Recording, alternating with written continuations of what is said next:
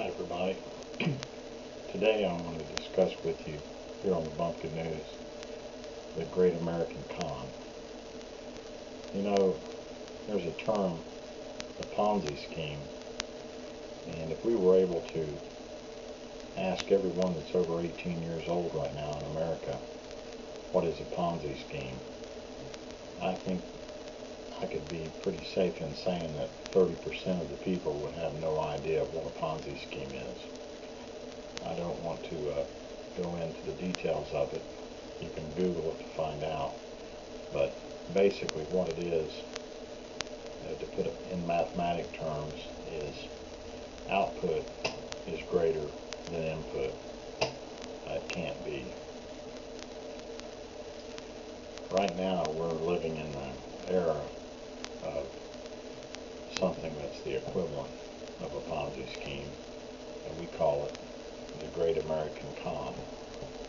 You know, in any swindle, there's a conner and a conee, so to speak. And right now, the American people are the connees. Let me ask you a question. How can someone that presides over one of the greatest financial debacles in American history receive millions in executive compensation?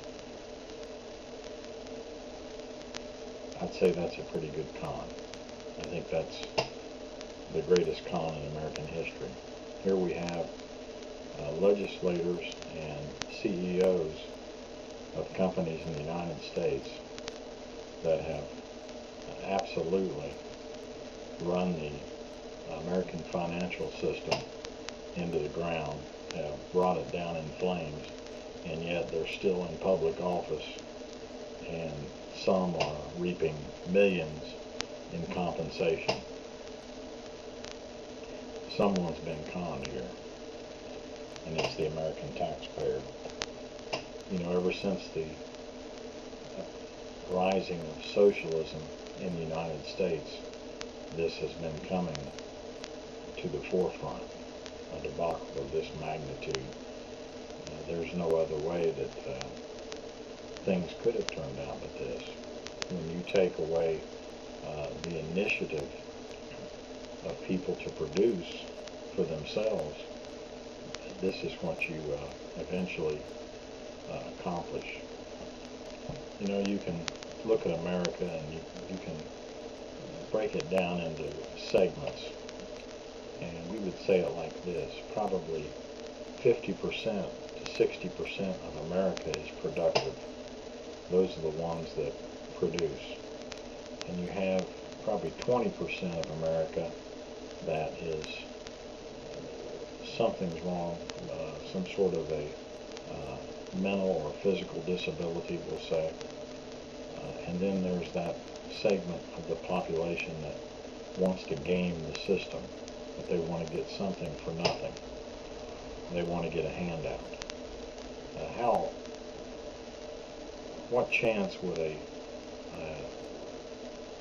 politician have running for office, say for the United States Congress, and his platform was, if you want a handout, vote for my opponent? You'll never be able to get elected like that. How many Americans believe that they want the freedom to dispense with their earnings the way that they see fit? And how many Americans want the government to dispense with their earnings the way the government sees fit? That is exactly what the United States government is doing as we sit and speak to you here today, September the 28th, 2008. The United States government is taking your money and my money, if we're taxpayers, and they are dispensing it not in defense, not in the maintenance of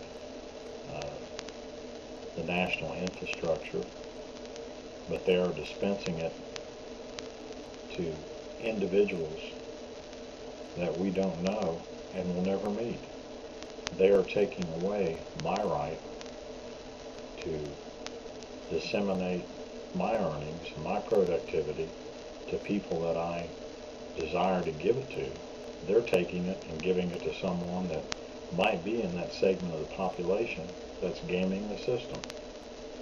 I don't think that's what our founders intended. I think they intended that for that 20% of the population that is unable to take care of themselves, I think they intended for the other 80% of the population to exercise their freedom and their right to be charitable and to give them the assistance that we would find it in our hearts to give. And I think Americans, by and large, are a giving people. I think we've proved that over and over. But for the government to take our money and to do what they've done with it and to create the absolute financial mess that we have today, what a con job, right in front of our very noses. And how many people realize that? Again, as I've explained in another video, I think it's time to call the bluff, the socialist bluff. I think it's time to stand up and say no more, let the chips fall where they may. We won't be bullied and we won't be blackmailed with the threat of dire economic doom. But I believe the con should stop here. Let me know what you think.